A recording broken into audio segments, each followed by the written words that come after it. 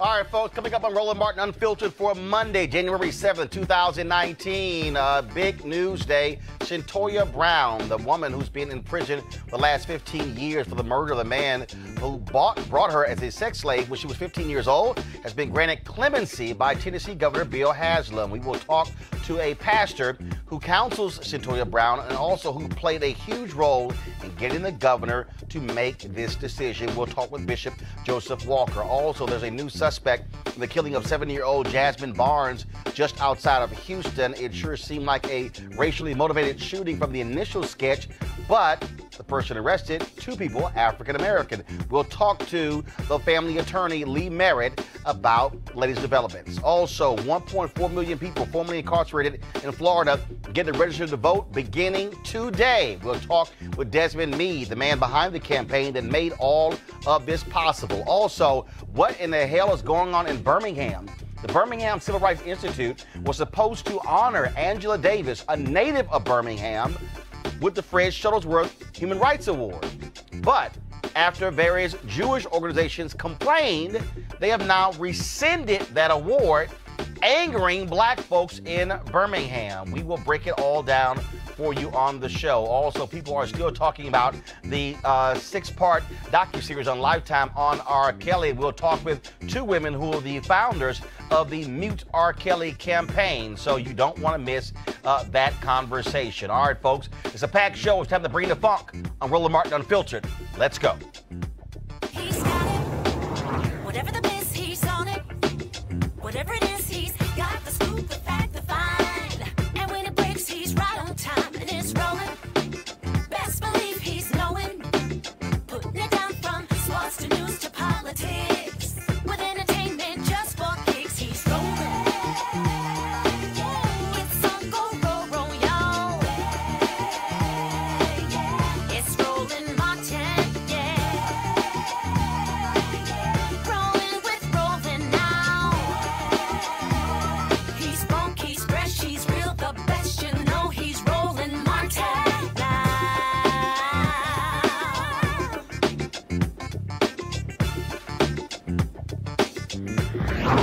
Martin! All right, folks, some imperfect justice today for 30-year-old Cyntoia Brown. She's a young woman we told you about who had been convicted at the age of 16 of murdering a man who had bought her as a sex slave. Tennessee Governor Bill Haslam, he had been pressured for the last couple of months to grant her clemency. Well, that actually happened today. Cyntoia Brown is set to be released from prison in August. Again, she served 15 years in prison. She'll still be under supervision for another 10 years. So while this may be justice, it's an imperfect justice. This is what Governor Haslam had to say in his statement of clemency. Quote, "This decision comes after careful consideration of what is a tragic and complex case. Cyntoia Brown committed, by her own admission, a horrific crime at the age of 16. Yet imposing a life sentence on a juvenile that would require her to serve at least 51 years before even being eligible for parole consideration is too harsh, especially in light of the extraordinary steps Ms. Brown has taken to rebuild her life. Transformation should be accompanied by hope." Here's a statement that Cyntoia Brown released. Quote, "Thank you, Governor Haslam, for your act of mercy in giving me a second chance. I will do everything I can to justify your faith in me. I want to thank those at the Tennessee Department of Corrections who saw something in me worth salvaging, especially Ms. Connie Seabrooks, for allowing me to participate in the Lipscomb Life program. It changed my life. I'm also grateful to those at the Tennessee Department of Corrections who will work with me over the next several months to help me in the transition from prison to the free world. Thank you to Dr. Richard Good and Dr. Kate Watkins and all of you at Lipscomb University for opening up a whole new world for me. I have one course left to finish my bachelor's degree, which I will complete in May of 2019. Now, folks, this case captured attention nationwide, from local Tennessee politicians to Rihanna to Ashley Judd, but also to a lot of black female social justice groups all over the country, and they were saying she needed clemency. One of the folks who was very involved in this, who also recently talked with the governor as late as last night, is Bishop Joseph Walker, senior pastor at Mount Zion Baptist Church in Nashville, and he's also counsel Brown, and he's joining us right now. Bishop, how you doing?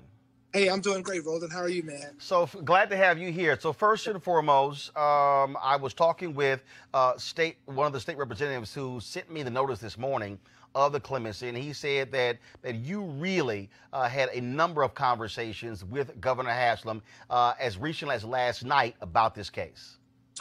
You know, Roland, we had a conversation, and actually, we had a conversation. The last conversation we had was right about 2 or 3 weeks ago.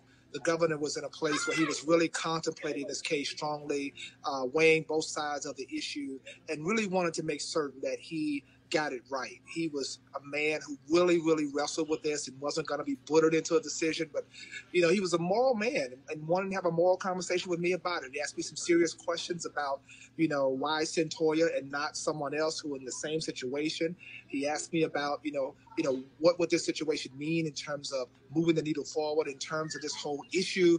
And we were able to work through that, and I was really able to really help him see what redemption looks like and how she has transformed her life and how she can be an ambassador for goodwill and how she can really be the face for the voiceless, the voice for the voiceless, and the face for this movement of restorative justice for so many who have been sentenced under antiquated laws who are youth. And you obviously you've been working with her. Have you talked to her today? And if so, what was that conversation like? It was joyous. She's incredibly excited.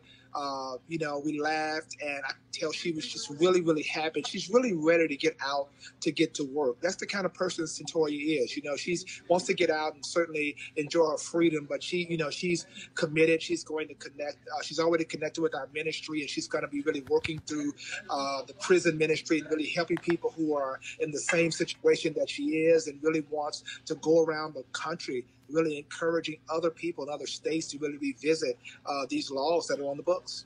A lot of people, when I posted the statement about her, the breaking news alert about her being granted clemency, people first of all said, why is she going to still be on probation for 10 years and why wait until August? Can you explain that? Yeah, so the legal team, Charles Bone and that team, with the Herculean task that they perform, advocating for this. So in Tennessee, if you're sentenced to first degree, as she was, then it's a mandatory 51 years before you're eligible for parole. She would have been 67 years old. Second degree, commuting it to second degree meant that she could, you'd have to serve 15 years to 25. So the governor wanted to, make certain that she did serve the 15 years, and actually she's going to be released on the exact same day, 15 years later, that she was incarcerated. When Cyntoia was told the news, and one of the attorneys said to her this morning, are you upset that you're not getting out? She said, are you kidding me? She says, what? She was so excited and really is looking forward to the transition from being incarcerated. And the Tennessee Department of Corrections is really working with her to make sure that transition happens well. You also talked about her preparing for the transition. She also made that statement in the statement that we just read as well. She still has a class to finish, and so what are you and others helping her with? Because I mean, look, she went in frankly as a teenager. Now she's coming out as an adult. I mean, that is a huge transition, going from prison to being free, and especially with, as we also know, there are going to be lots of demands for people wanting her to speak, wanting her to go different places, and so talk about that, please.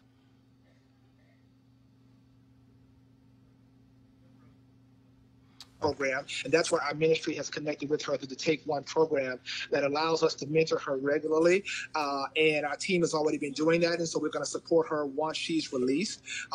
There's going to be a lot of services wrapped around her, a lot of our media team and our partners, and even with the law firm that was representing her is going to kind of wrap their arms around her and help her navigate through that, because that's going to be a lot.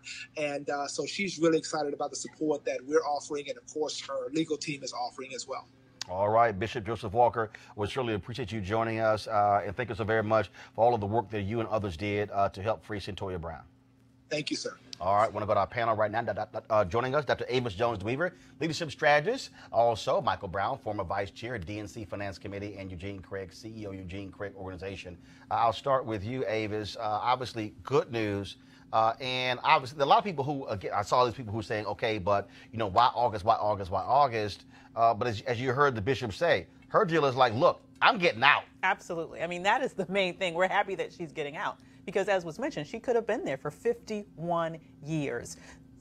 So I'm so happy that they've recognized, the governor has recognized the injustice of this overarching sentence that would have just destroyed her entire life, and it allowed now her the ability to be able to just have a few more months left where she can see literally the end of the rainbow, work towards finishing her degree, and ultimately be able to live the rest of her life in freedom. Michael and Eugene, look, one of the issues that this country has had, Supreme Court ruled on it when it came to these life sentences for juveniles. I mean, this is a fundamental problem in this country where individuals who committed acts when they were 14, 15, 16, and America said, what the hell, we're just going to throw the book at you, and let's just be clear, most of them were people of color. This has forced governors, Republicans and Democrats, to recognize that we have an unjust system in terms of how we target and deal with young offenders. And it also shows, Roland, how important advocacy is, because clearly the governor felt enormous amounts of pressure, probably from both sides. I'm sure he got letters on the other side of the issue, but the kind of pressure he got from all over the country, frankly, not just in that state, I think really helped him and his folks say, you know what, this is the right thing to do. And it made it easy for him. He has all the cover in the world, whether he wanted to do it or not. No one can say anything about it. He's not going to lose any votes because of it. So frankly, I think sometimes we... certainly, I'd criticize that particular party on the right side, but sometimes we have to give credit where credit is due, and the governor should be commended. Eugene? Yeah, I agree 100%. You know, when the governor started signaling that he was, you know, maybe leaning towards this, I said, he had nothing to lose with it. He had everything to gain with it, and I'm glad that he has stepped in. And a lot of governors are stepping in because the system is broken, and you know, it's a never-ending fight. You know, organizations and advocacy are, you know, it's been an engaged fight. And this is another W put up on the board. All right, then. So we'll certainly be following this to see what happens next. But again, Cyntoia Brown will be released from prison in August, granted clemency by Tennessee Governor Bill Haslam. Now let's go to a story that has garnered lots of attention out of Houston, and that is the case of Jasmine Barnes, 7 years old, shot and killed outside of a Walmart. Now, initially, it appears to be a racially motivated shooting when one or more of the eyewitnesses, including Jasmine's teenage sister, described a white man in a red pickup truck firing the shots. Now, the pictures, the man in the police sketch and his red pickup were widely circulated, but over the weekend, a couple of people were arrested, and it turns out the shooting may very well have been a case of mistaken identity. That is, the shooters were not targeting Jasmine and her family, but someone else. On Sunday, an African-American man in custody admitted to being involved in the shooting. Harris County Sheriff Lee Gonzalez said the red pickup truck had indeed come to a stop at a traffic signal near the car with Jasmine, her mother, and 3 other sisters inside. But he now believes the man in the red pickup was a bystander and not involved. Now, the shooting raised the very plausible possibility that it was racially motivated. The arrest of the suspect for capital murder raises the very important question of the value of relying on eyewitness testimony. Joining us right now is the attorney for the family of Jasmine Barnes, Lee Merritt. Now, Lee, you were very much involved in this in terms of setting this reward up along with activist Sean King. And it was a tip that came into Sean King that was given to the Harris County Sheriff's Department that led to the arrest of these 2 gentlemen, correct? That's correct. And so, speak to this issue that people are raising that, oh my goodness, how did this come to be that this sketch was that of a white man, then all of a sudden you have 2 black men who are arrested? It's difficult to see how we went from the sketch of the white male to 2 black suspects being arrested. But what the way it happened was, as you described earlier, the red truck pulled up next to the car that Jasmine was riding in at an intersection. And just before the shooting happened, that red truck actually did something peculiar. It decided at the last moment that it wanted to get on the expressway. So as Jasmine's car pulled off, it went right behind it and pulled to the left of it, over to the driver's side. At that exact moment, the shooters began shooting into Jasmine's car, which they believed was associated with people that they were after. And so my client noticed, Jasmine's sister, I should say, noticed that the car to her right was looking into them, looking to get over. She got a good look at them, and she used that what she saw in order to make that sketch that we all saw. Not only that, but once the shooting started out, pedestrians, one motorist who were behind him, he looked up and he saw that red car taking off, and he actually followed that car. That car later, the driver of that red truck eventually got out to look at his car to see if there had been any damage. And that motorist got a good look at him that he provided to us, and we eventually got it over to law enforcement. There was another tow truck driver who was on the side of the road just looking at this intersection where it happened. And he was looking down until he heard those gunshots, and he saw a red truck taking off. He saw a white suspect inside of it, and he reported that to us. We eventually got into law enforcement. So there were several witnesses who said, hey, there was a white guy in a red truck who committed the shooting, who immediately took off afterwards.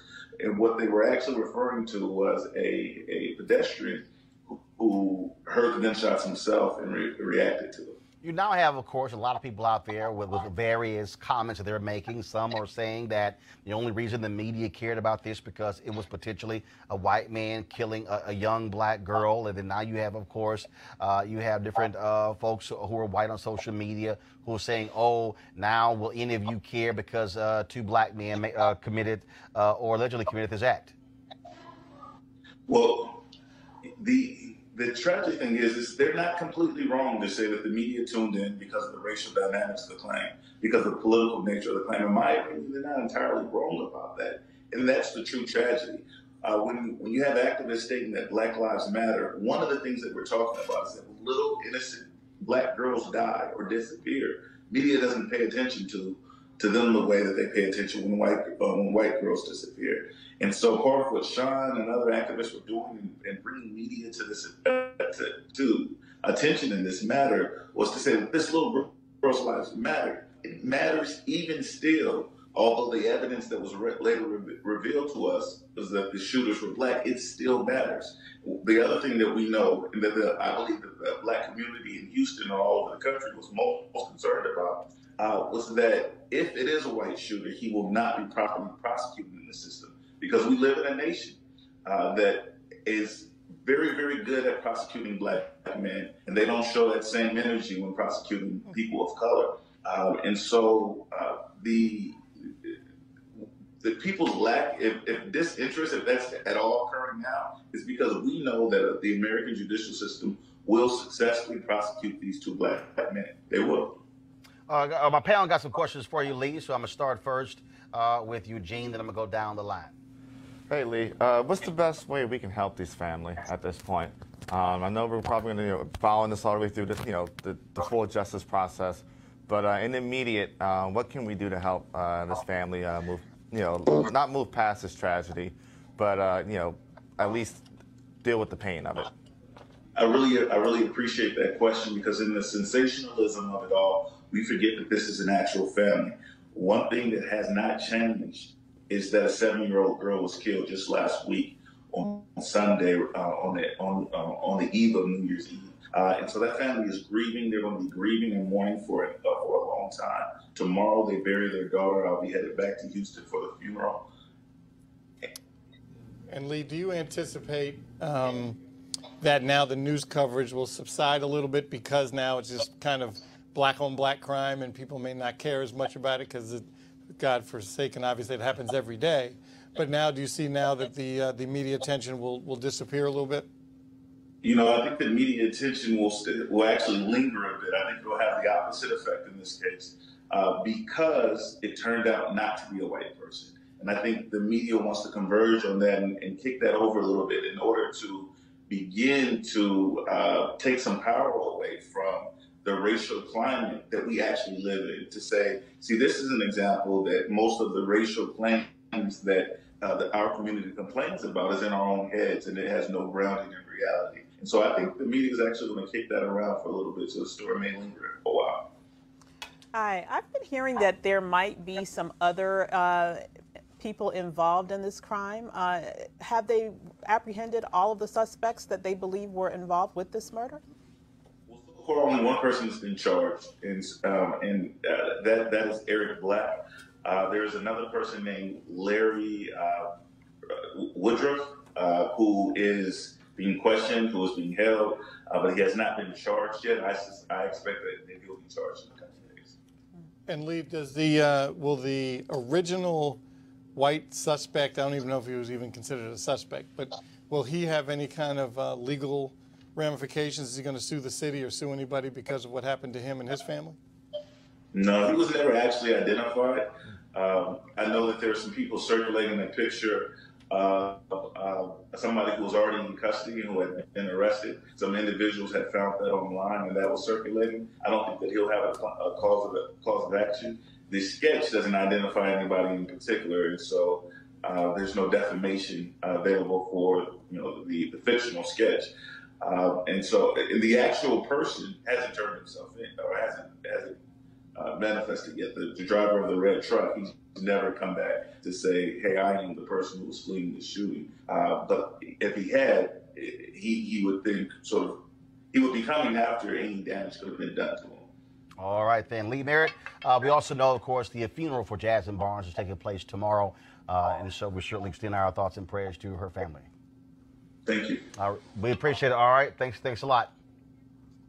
All right, folks. Over the weekend, of course, actually Thursday, Friday, and Saturday, Lifetime aired this docuseries on R. Kelly called Surviving R. Kelly, talking to a number of the women and also some of the men who worked with him, talking about his involvement with underage girls. It was a riveting documentary, broke rating records on Lifetime, but also led to a serious amount of conversation on social media among African Americans, people who are involved in the entertainment industry and others, about how African Americans largely have still been supporting R. Kelly by attending his concerts, by buying his music. One report even showed that the streams to his music were up some 16% on Spotify. No explanation in terms of exactly what that means, but that was one of the things that we've been talking about. And so there are a couple other people, though, one woman who was in the documentary, who led the Mute R. Kelly effort, talking about the impact all across the country and how they were protesting outside of his concerts and how they were trying to get people to understand this critical issue and why it matters. So the question now is, what's next? Documentary is aired. People have been looking at it. So the question is, what is going to happen now? Well, let's now talk about it with a couple of those women. First off, I'm going to play a clip first, just in case many of you didn't see it. Okay, so here's a clip first of the documentary, and then we'll come back talking to the co-founders of the Mute R. Kelly movement. As she was with R. Kelly in a room alone. She was auditioning is the word that was used. She was auditioning for him. Not having any contact with Israel, we started growing suspicious. We started investigating, and once we found out her iCloud was still under her mother's name, we went into it and looked at text messages, and we found some really disturbing text messages between them. They had sex in Florida that first time they met. All right, joining us right now, the co-creators of the Mute R. Kelly hashtag, Aronike Odalaye, I hope I pronounced that correct, and then also Kenyette Barnes. How y'all doing? We're good. Hi, how are you? All right, glad to have you on Roland Martin Unfiltered. First and foremost, how have your social media accounts, phone lines, emails been blowing up from folks since this docuseries aired? Oh, absolutely. I mean, it's been incredible how much traction this has gotten. We expected it to be big, but this is way bigger, I think, than we expected it to be. Oh, yeah, absolutely. And for a lot of people, look, there are some people who were aware of the initial trial that took place, where he was found not guilty. And one of the things that I have always explained to people, the jury never said they didn't think that was R. Kelly who wasn't on the video. The jury said they couldn't ascertain the age of the girls who were on the video. And then, of course, that were the stories where the families came after them last year. But to actually, I think, to see all of this sort of in one place, in one setting, I think caused a different reaction for lots of people. Your thoughts on that? Oh, absolutely. I think many people knew about little bits and pieces of R. Kelly's history, but I don't think people really saw it in the concomitant that we saw it in the documentary. And I definitely think that a lot of people are now looking at it as a pattern of behavior over almost 3 decades. And so this is something that people are now taking a little bit more seriously. And now R. Kelly has responded. He apparently is going to launch a Facebook page saying he is going to out each accuser individually. Also says that he plans to sue folks. Not quite sure about the suing part because that will require depositions. I'm sure that's the last thing he wants to be is deposed in a lawsuit. Right. We're not overly concerned about lawsuits because, as you stated, I think the last place he wants to be is inside of an open court. But we are concerned about, his threat to kind of out victims one by one. I mean, that's just more a pattern of victim blaming, of trying to victim shame. And I think that it's just par for the course for somebody who is a sexual predator. This is another form of emotional extortion. It's really trying to get them to shut up about what it is they've been through by saying, I'm going to embarrass you further. And so that really should not be allowed. And I hope that they sue, that if he tries to come out with damaging material against them. I think that that's just, it's ridiculous, but it just goes to show his mindset and the pattern of behavior that he's been doing for the past 25 years. And we definitely hope that whatever site he chooses to launch this abuse by proxy, which is essentially what it is, be it Facebook or Twitter or Instagram, that they immediately remove these pages.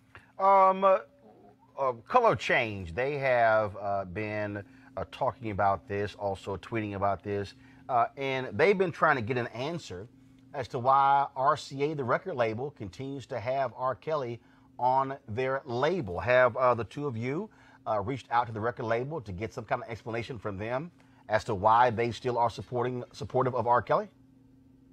Oh, absolutely. Since 2017, when Mute R. Kelly started, that was part of our mission, was to demand that Sony, RCA, and also Live Nation no longer deal with R. Kelly. So we have had conversations with Sony, RCA, Live Nation. We have a petition now on Care2 that has over 75,000 signatures, and every signature hits the inboxes of those executives. So they know that we want this. And it kind of is almost to us a show of defiance on behalf of Sony and RCA, and also Live Nation, that they just won't drop him.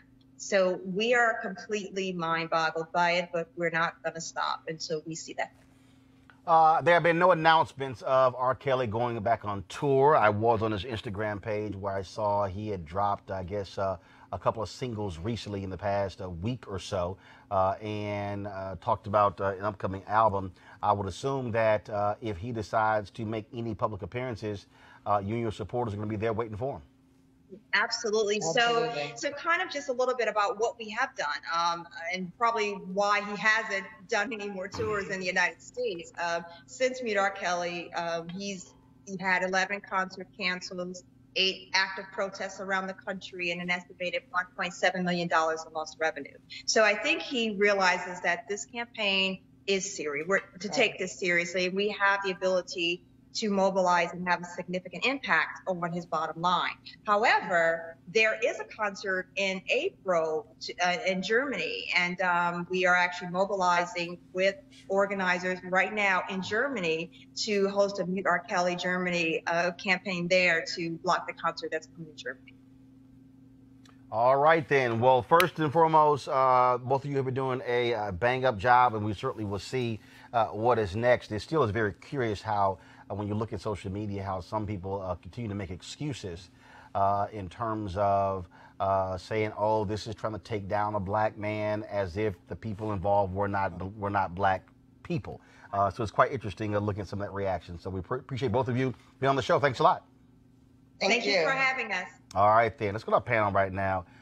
It is crazy to me when I see some of these folks who they make these videos like, I don't care, I'm gonna still keep listening, I don't care, I'm gonna still go to the concert, as if Everybody lying? I mean, it is infuriating.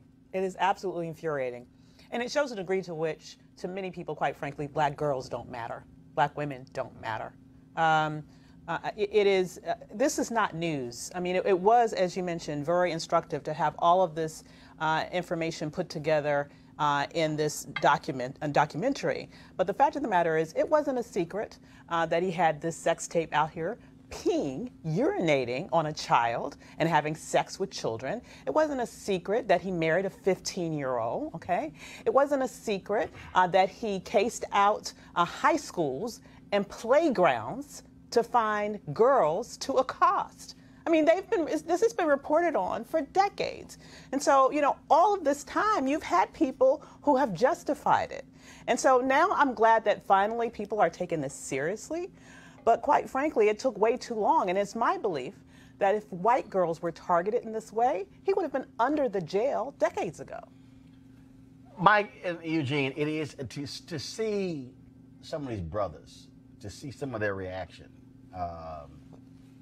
You know, some of these people like, you know, they're trying to take down R. Kelly. They took down Bill Cosby, but they're not trying to take down Kevin Spacey or Weinstein. Well, first of all, Kevin Spacey was in court today in Massachusetts, accused of groping, sexually assaulting an 18-year-old male. He was in court today.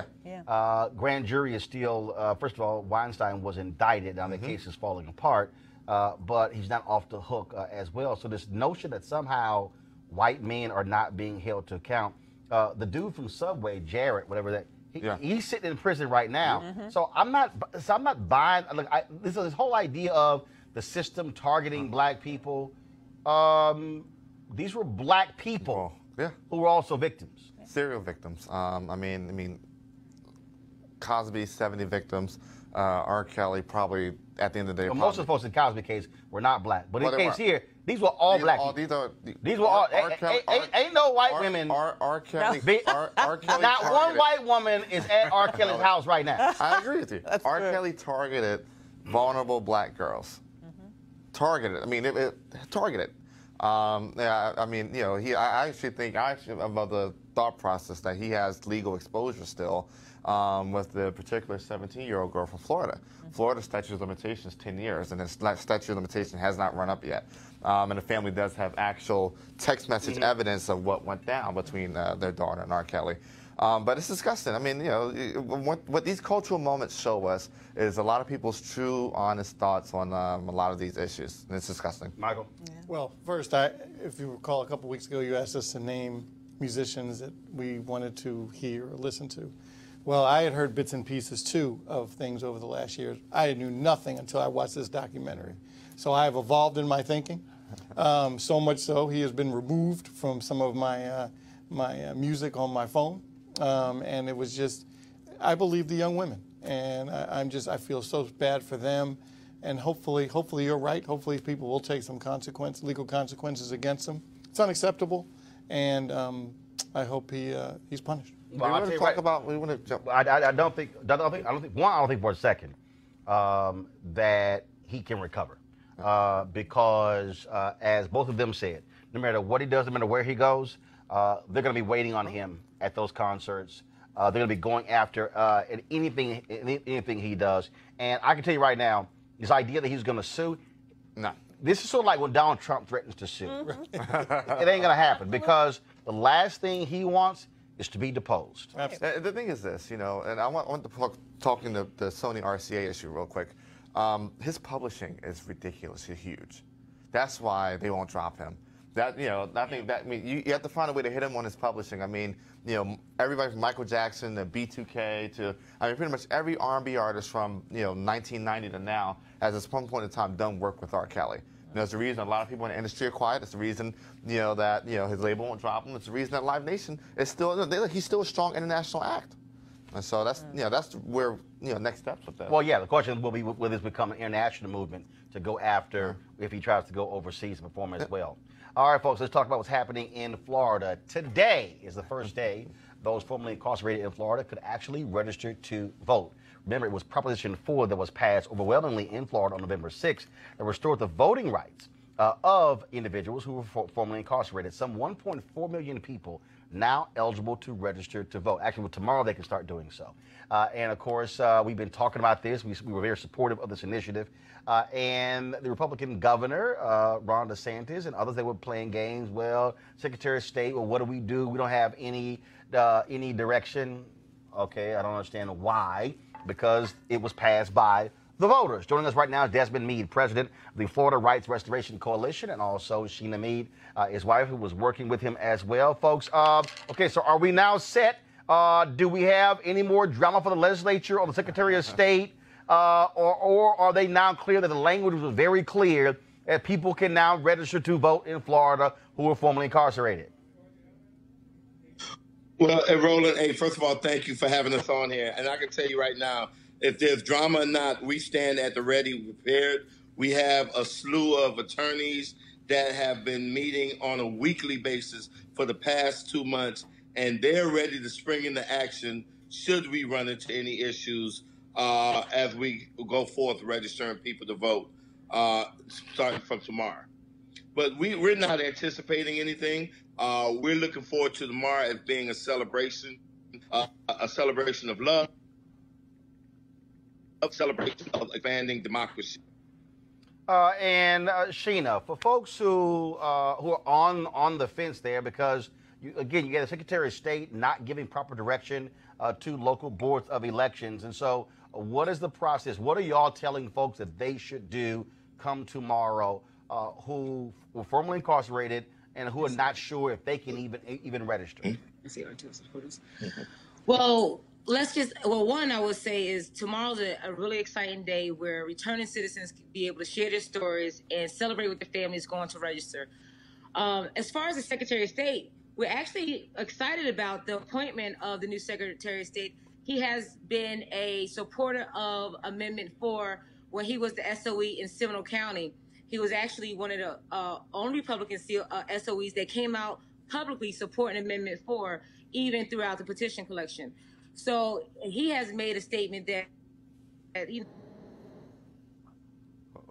forward. All the SOEs in the state of Florida are ready to get folks registered tomorrow. So we're telling our folks to just move forward. At the end of the day, we passed a constitutional amendment, and we're going to walk in the spirit of, of that being uplifted. We're treating this, Roland, tomorrow business as usual. But like I said, we do have a cadre of attorneys that stand at the ready. We have a 1-800 number, 1-877-MY-VOTE-0, that if folks run into any issues, that they can call that number, and we would have dispatch attorneys to take care of that. All right, then. Well, look, we're certainly looking forward to it as well. I certainly hope that people take advantage of this. Now the key is to get those 1.4 million all registered so they can actually now partake in the democratic process. And hopefully you will not have any drama from Republicans in Florida who are scared to death of this many people coming on. But we'll ask this, though. Last question. Have y'all been contacted by people in other states who want to try to emulate what you did in Florida and try to get a ballot initiative in their states? So I didn't catch the first part of that question. Have either one of you had folks in other states reach out to you about trying to do this, trying to get a ballot initiative passed in their state, restoring the rights of those who were formerly incarcerated who couldn't vote? So not directly right now, but we do have organizations that we have been talking to really talk about what that secret sauce is. What is it? What was that strategy that we were able to employ that was able to get an issue as volatile and controversial as felons being able to vote in the state of Florida at that, and to be able to pass the way it did in this political climate? Folks know that there was something special there. And so we've had folks reach out to us about that. And so, state, you have Iowa, Kentucky, and Virginia that still could see some movement in that area. And hopefully we'll talk to some people in those states in the upcoming months. But right now, our main focus is on the celebration of what we were able to accomplish. We had over 5.1 million votes, and they were not based on fear or hate. They were based on love. And I'm going into Roland. My daughter is going to help me register to vote as part of Black Youth Vote from the National Coalition on Black Civic Participation. They're going to be the ones that register the first person in my county, and my daughter is going to be, and my wife and son voted for me on November 6th is going to accompany me when I sign that on that dotted line. All right, and we certainly can't wait to see the video of that. Desmond and Sheena Mead, we appreciate it. Thanks a lot. Yeah. Thank you so much, Roland. Appreciate all your support. All right, thank you very much. And also, folks, pull up the website again so folks can go to. This is the website. You have any questions about registering to vote if you were formerly incarcerated in Florida, go to FloridaRRC.com, FloridaRRC.com for more information. All right, let's go to Birmingham. In October, the CEO of the Birmingham Civil Rights Institute, Andrea Taylor, announced that Angela Davis was going to receive the highest honor of the Institute, the Fred Shuttlesworth Human Rights Award, saying, quote, "She is one of the most globally recognized champions of human rights, giving voice to those who are powerless to speak." And, of course, the award is named after the pastor who led the civil rights demonstrations in Birmingham, who was instrumental in tearing down Jim Crow there. But now a different tune is being sung, and Angela Davis is not going to get that award. In fact, the annual gala where she was supposed to receive it has been canceled completely. Why? Because of complaints after she was being announced, largely from the Jewish community in Birmingham and from across the country. Who is saying that? Well, Birmingham's Mayor Randall Woodfin. Before I read his statement, though, we need to read the actual statement, folks, of the Civil Rights Institute, because actually it makes no sense whatsoever to me, their particular statement. And so here it is. Here we go to my iPad, please. In September of 2018, the Birmingham Civil Rights Institute's Board of Directors selected Angela Davis to receive the prestigious Fred Shuttlesworth Human Rights Award at its annual gala in February 2019. In late December, supporters and other concerned individuals and organizations, both inside and outside of our local community, began to make requests that we reconsider our decision. Upon closer examination of Ms. Davis's statements and public record, we concluded that she unfortunately does not meet all of the criteria on which the award is based. Therefore, on January 4th, BCRI's board voted to rescind its invitation to Ms. Davis to honor her with the Shuttlesworth Award. While we recognize Ms. Davis's stature as a scholar and prominent figure in civil rights history, we believe this decision is consistent with the ideals of the award's namesake, Reverend Shuttlesworth. We regret that this change is necessary and apologize to our supporters, the community, and Ms. Davis for the confusion we have caused. We will move forward with a keen focus on our mission to enlighten each generation about civil and human rights by exploring our common past and working together in the present to build a better future. The associated gala event, scheduled for February 16th at Haven, has been canceled. Ticket purchasers will receive a full refund.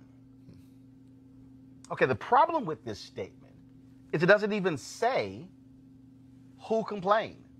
It doesn't say what remarks or comments that they use to justify rescinding the award. In fact, we called the Birmingham Civil Rights Institute today. No one answered the phone today. We wanted to find out the specific criteria to receive the Fred Shuttlesworth Award. Nobody answered. Alabama.com, AL.com, they have been trying to reach the board chair, the board CEO, the Civil Rights Institute CEO. None of them are talking. But Birmingham Mayor Randall Woodfin is.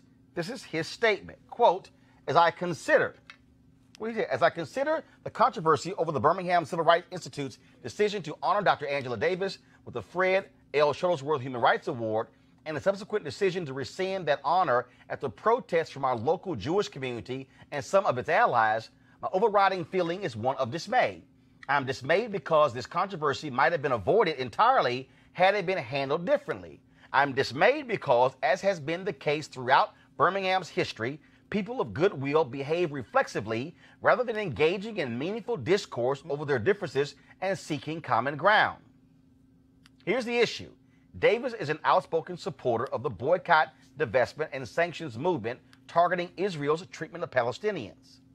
That's a no-no for many Jewish groups in the United States, and they're doing their best to deny people with that point of view a chance to speak. Joining us right now is Roy Johnson.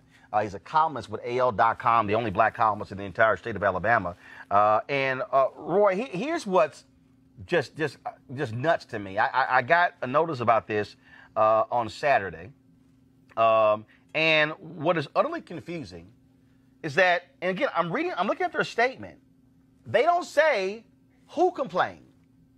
The Civil Rights Institute doesn't say on this close examination of her statements in public record, okay, if you're going to rescind the award, have the guts to say what she said that you object to. You've been trying to reach them. Any luck? Well, you started right at the core there. You talk about somebody having guts. I mean, it's interesting that this award is named after someone who had the courage to stand up to those who tried to bomb him. His own house, Fred Shuttlesworth's house, was bombed 3 times. He was attacked as he tried to take his daughters to school and sent to the hospital. A man who displayed courage, and fittingly the award is named after him. And yet the people who have been entrusted with that award showed no courage in this instance in not only rescinding this award, but then not having the temerity to come out and let us know exactly why. What parts of her record all of a sudden after 2 months did not fit the criteria for the award. I spoke to people who were intimately involved with Fred Shuttlesworth, who knew him well, and they adamantly denied that this would fit the ideals that Fred Shuttlesworth espoused, as the BCRI board noted. They contradicted that totally and said this is something that showed that not only do they not know Fred Shuttlesworth, they certainly don't know Angela Davis as well. And what is crazy to me is for the Civil Rights Institute to all of a sudden go quiet. Okay, you don't make a public announcement that you're going to honor Angela Davis, and also for folks who don't know, a woman who is from Birmingham. Right. Okay, so this is a daughter of Birmingham, and so to not have the guts to announce why you're rescinding the award, but then also this idea that, well, it doesn't fit the criteria. Okay, where's the criteria? Show me then what's the criteria for the Fred Shuttlesworth Award. Does the criteria say you can't criticize Israel? Roland, this is a catastrophe because certainly she would not have been the first honoree of the Shuttlesworth Award to be critical of Israel. Danny Glover has been critical of Israel. Harry Belafonte, last year's recipient, has been critical of Israel. So why now? Why Angela Davis? She would not have been the first recipient to make critical statements. And we're talking about the Birmingham Civil Rights Institute. Not only is this an institution in a city that is ground zero for change in America, but is a place where people from around the world come and discuss human rights, not only and learn what happened here and try to take it back to their own cities, their own states, and their own countries to try to emulate the lessons and try to have dialogue.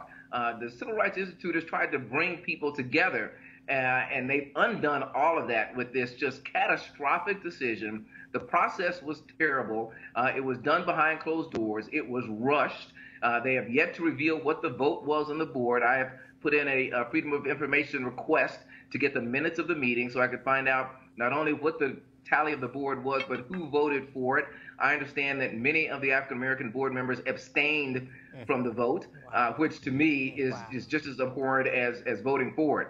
So we're still looking into this. It'll be interesting to see the fallout. There's been a lot of criticism of the board chair. There's been some criticism of Andrea Taylor. And I think the next few days are going to reveal a lot more about how this decision was made and why it was rushed to be done so fast. And for folks who, I tweeted out your column earlier, I'll send it out again. So they had a call late Friday night. Friday at 4 o'clock in the afternoon. 4 o'clock. Nobody is supposedly paying attention. 4 p.m. on Friday, you have a call. It's not open. They go into executive session. That's where they vote, come out, announce the decision. We don't even know what the vote total was. And then there were a couple of non-voting members who were not on there. And first of all, as somebody who is on a board of directors of a nonprofit, even though that they are non-voting members, a board can't allow anyone they want into an executive session conversation. And those two members, including one of them is the mayor, were not allowed to be a part of this conversation, correct? Absolutely. In executive session, voting members have to be there, but ex officio members who are non-voting members can or cannot be there. They were not invited. The other one that you did not mention is Odessa Woolfolk, who is another civil rights icon here. She is someone who was a elementary school teacher during the Children's Crusade, and so she tells us plenty about what went on during that Children's Crusade. And I understand that she is actually a friend of Angela Davis, and so she was not invited to be part of that conversation and part of that vote either. So the two non-voting members were not there. They voted on Friday night, and I didn't find out about it until about 7 o'clock Saturday evening when the Facebook event popped up on my phone and said that the event was deleted. And at that moment, I said, uh-oh, something's going down. I understand that others still plan on inviting Angela Davis to Birmingham to honor her. Have you heard anything along those lines? There are a number of people who have reached out to her, churches, other organizations that are trying to bring her here either on that date, but it was February 26th, bring her here for that date or a subsequent date. So stay tuned to hear more about that and see if she does decide to accept one of those invitations. Well, certainly keep us abreast. I would really love for somebody else to actually throw an event in a gala, invite folks actually to purchase tickets, and that money actually go to social justice organizations who are doing the work today, women's groups who are doing the work today, because this decision by the Birmingham Civil Rights Institute, it is weak, it is meek, it is impotent, and then for them not to have the courage to come out and publicly discuss it shows to me how weak they are, and I would not be surprised if a whole bunch of people who are black say, if that's how you want to treat Angela Davis, we're going to wash our hands of your institute, and feel free to go have the people who want to tell you what to do, then continue to fund you. And it just boggles my mind. It's so unfortunate because the BCRI does do so much great work.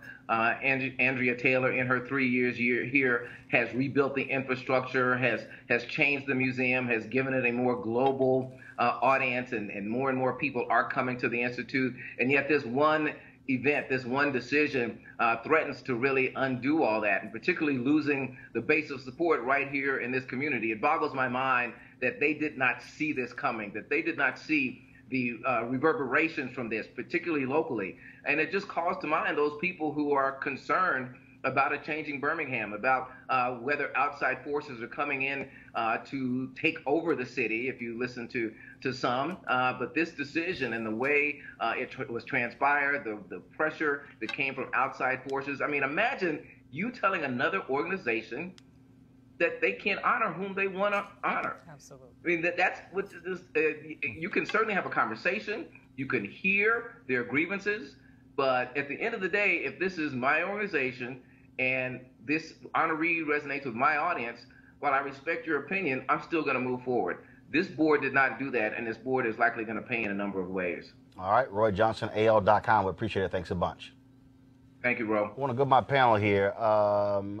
Look, if you want an example of where people say folks who are Jewish telling black people what to do and controlling black people, hello, Exhibit A. Yeah.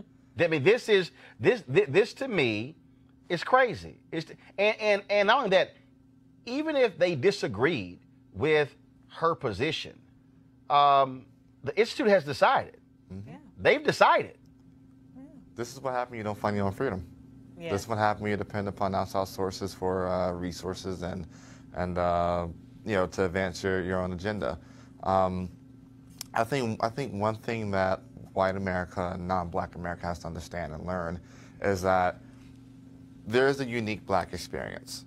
And with that unique black experience comes reverence for figures within the civil rights movement, and figures that have played unique roles within the advancement of black people in America. Mm-hmm. Some folk that may be controversial to non-black people, like an Angela Davis, like a Louis Farrakhan, mm-hmm. To conservatives like a Jesse Jackson or Al Sharpton, as crazy as that sounds. But that's something that white America has to learn and has to cope with. I mean, these are people that we'll never turn our back on because, look, that's all we had at some point. But to the point Roy made, Harry Belafonte has been very clear where he stands. Mm-hmm. He was honored last year. Yeah. Danny Glover, so many others. And these are people who are still on the battlefield today fighting these issues. This, to me, is, and again, here's the other piece. Okay, you want to make the decision? Okay, fine, make the decision. But don't put out some pissy-ass statement like they did that was bland. Oh, we looked at her comments in public record. Which comments? Which public record? What, have the guts to say it. And I would say, Andrea Taylor, you're the CEO. Don't run and hide. Don't sit here and not return phone calls and not return emails. Have the guts to come out and say, this is our decision. This is what happened. This is why we did it, and we stand by our decision. The board chair have the guts. The board members have the guts. What you have here is an institution that is absolutely weak. Yeah. Absolutely. Well, and I would even put more of the onus on the board because, frankly, the way a lot of our organizations run, this sounds like this is completely of the board's doing. I doubt the CEO was involved with. But the CEO is a part of this. I mean, she should answer questions, but I would say I would definitely go after the board chair and the board, because they're the ones who made this decision. And here's the danger in letting other people decide who we honor, okay? The bottom line is we have, as you mentioned, we have our own distinct history. And because of our distinct history, we have a particular, I would say, resonance with understanding what it feels like to be oppressed, no matter who the oppressor is. And so that is why you have a lot of African Americans, including myself, who are very, very sensitive to the oppression and the violence that our Palestinian brothers and sisters are facing right now. And if you have other people who are willing to fund your silence, you are not doing your duty. As an organization that claims to honor and represent civil rights and claims to represent and honor human rights, you are not doing your duty, not only to stand up for your own people in terms of Angela Davis and the community that you represent in terms of being able to sort of highlight our heroes, but you're also discounting the very legitimate beliefs that a lot of us have that maybe resonate with those of us who, with some of those who are not, you know, in your favor as it relates to your funders. You have to be proud enough and you have to be strong enough in your ideals to remain consistent in those ideals, even in the face of threats that you might be receiving. And the fact that they didn't even mention in that initial statement who complained shows me that they were embarrassed, shows me that they were cowardly, and shows me that they knew they were wrong. Here, first of all, here, go to my iPad. Here are the board members of the Birmingham Civil Rights Institute. Mike Oatridge is the chair. Walter Bodie is the first vice chair. Janice Kelsey, secretary. Thomas L. Wilder, Jr., the treasurer. Doug Jones, immediate past chair. Not sure if that is Senator Doug Jones. I believe it is Senator Doug He's Jones. about to get a text from me right now asking if that's him. Jeffrey Bayer, Isaac Cooper, Bean Edwards, Michelle Elrod, Rosalind Houston, Danny Markstein, J. John Oros Jr., Jonathan Porter, Cameron Vowell, and then, of course, Odessa Woolfolk, Chair Emerita. Again, she was one ex officio member. You have Andrea L. Taylor, President CEO. Then you have Mayor Randall Woodfin, who's ex officio. And then, of course, yeah, that is the Doug Jones, who is United States Senator. So y'all can go ahead and comment. I'm about to send him a text to see what his thoughts on this. Go ahead. Say he probably already resigned after he got elected, so he's going to say he had no part in the decision. No, but I just want to make sure that he wasn't on the phone. Yeah, but I think, you know what would be nice, Roy? He's doing his for Freedom of Information Act. He should also try to get those donors, because then he can do a matrix of who's contributed, and then it would be obvious who put the pressure on the organization to change their decision. I agree 100% with you.